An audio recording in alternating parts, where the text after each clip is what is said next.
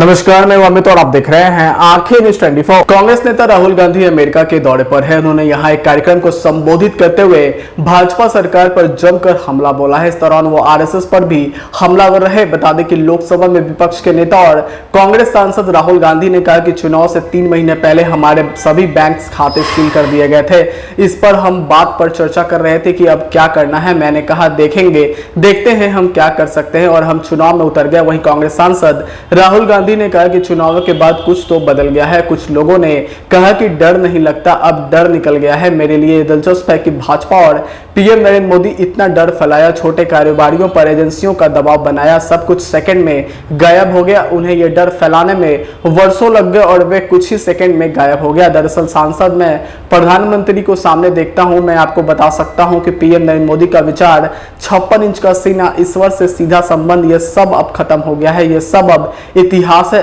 कांग्रेस सांसद राहुल गांधी ने आरएसएस पर कहा कि आरएसएस का कहना है कि कुछ राज्य अन्य राज्यों से कमतर हैं, कुछ भाषाएं दूसरी भाषाओं से पीछे है, कुछ धर्म दूसरे धर्मों के बराबर नहीं है और कुछ समुदाय दूसरे समुदायों से कमतर है। हर राज्य का अपना इतिहास, परंपरा है। आरएसएस की विचारधारा है कि तमिल, मराठी, बंगाली, मणिपुरी जैसी भाषाएं पिछड़ी है। यही लड़ाई है। ये लोग आरएसएस भारत को नहीं समझते। दरअसल राहुल गांधी ने कहा कि चुनाव से पहले हम इस बात पर जोर देते रहे कि संस्थानों पर कब्जा कर लिया गया है। हमारे पास निष्पक्ष खेल का मैदान नहीं है। शिक्षा व्यवस्था पर आरएसएस का कब्जा है। मीडिया और जांच एजेंसियों पर कब्जा है। हम बार बार कह रहे थे लेकिन लोग समझ नहीं पा रहे थे। मैंने संविधान उठाकर दिखाना शुरू किया और जो मैंने पहले कहा था वो अचानक लोगों को समझ आया कि संविधान ही देश की असली ताकत है। अगर संविधान नहीं रहेगा तो देश का भविष्य खतरे में पड़ जाएगा। वहीं गरीब लोगों ने गहराई से समझा कि संविधान की रक्षा करने वाले और इसे नष्ट करने वालों के बीच की लड़ाई है। वहीं जाति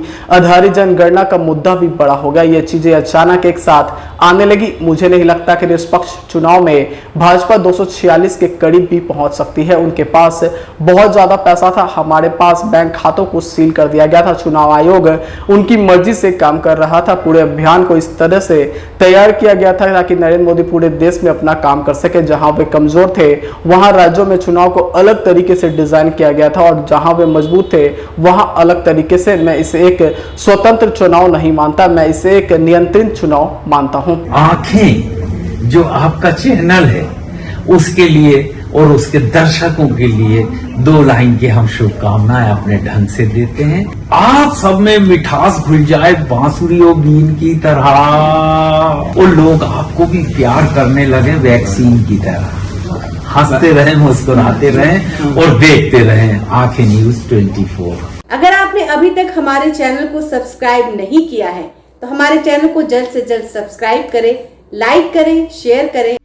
अगर आप भी अपने दुकान, प्रतिष्ठान, school, college, coaching centre, restaurant, cafe का विज्ञापन देना चाहते हैं, वो भी किफायती दर पर, तो आंखें न्यूज 24 लेकर आया है आपके लिए एक सुनहरा मौका। आंखें न्यूज 24 न्यूज़ पोर्टल की दुनिया में बिहार का सबसे उभरता हुआ चैनल, जहां बिहार झारखंड से जुड़े तमाम बड़ी खबरें देखने को मिलती है। तो देर किस बात की, आज भी जुड़े आंखें न्यूज 24 के साथ। संपर्क करें हमारे व्हाट्सएप नंबर 8935876430 पर।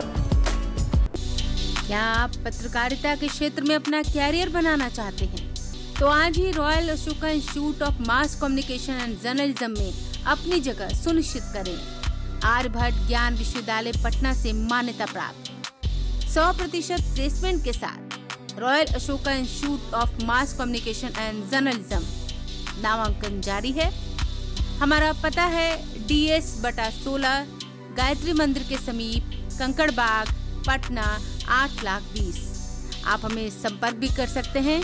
हमारा मोबाइल नंबर है 9955456126।